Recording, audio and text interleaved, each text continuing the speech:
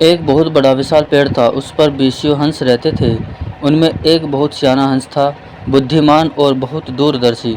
सब उसका आदर करते, ताऊ कहकर बुलाते थे। एक दिन उसने एक नन्ही सी बेल को पेड़ के तने पर बहुत नीचे लिपटते पाया। ताऊ ने दूसरे हंसों को बुलाकर कहा, देखो, इस बेल को नष्ट कर दो, एक दिन ये बेल हम सबको मौत के मुंह में ले जाएगी। एक युवा हंस हंसते हुए बोला, ताऊ, ये छोटी सी बेल हमें कैसे मौत के मुंह में ले जाएगी? सियाने हंस ने समझाया, आज ये तुम्हें छोटी सी लग रही है, धीरे धीरे ये पेड़ के सारे तने को लपेटा मारकर ऊपर तक आएगी। फिर बेल का तना मोटा होने लगेगा और पेड़ से चिपक जाएगा। तब नीचे से ऊपर तक पेड़ पर चढ़ने के लिए सीढ़ी बन जाएगी। कोई भी शिकारी सीढ़ी के सहारे चढ़कर हम तक पहुंच जाएगा और हम मारे जाएंगे। दूसरे हंस को यकीन न आया, एक छोटी सी बेल कैसे सीढ़ी बनेगी? तीसरा हंस बोला, ताऊ, तू तो एक छोटी सी बेल को खींचकर ज़्यादा ही लंबा कर रहा है।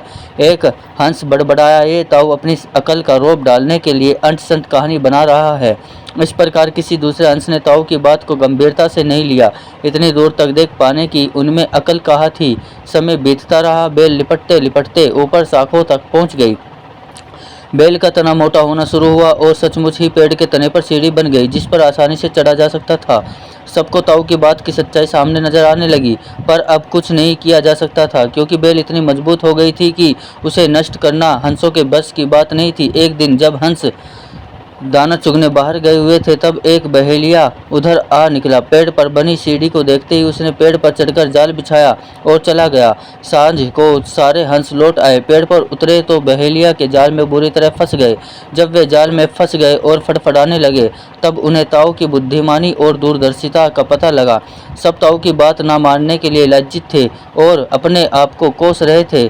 ताऊ सबसे रुष्ट था और चुप बैठा था। एक हंस ने हिम्मत करके कहा, ताऊ, हम मूर्ख हैं, लेकिन अब हमसे मुंह मत फेरो। दूसरा हंस बोला, इस संकट से निकालने की तरकीब तू ही हमें बता सकता है, आगे हम तेरी कोई बात नहीं टालेंगे। सभी हंसों ने हामी भरी। तब ताऊ ने उन्हें बताया, मेरी बात ध्यान से सुनो। सुबह जब बहेलिया आएगा, तब मुर्दा होने का नाटक करना। बहेलिया तुम्हें मुर्दा समझकर जाल से निकालकर जमीन पर रखता जाएगा, वहाँ भी मेरे समान पड़े रहना। जैसे ही वे अंतिम हंस को नीचे रखेगा, मैं सीटी बजाऊंगा, मेरी सीटी सुनते ही सब उठ जाना।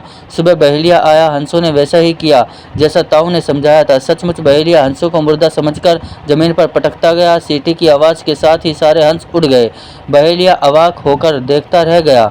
सीख: बुद्धिमानों की सलाह गंभीरता से लेनी चाहिए।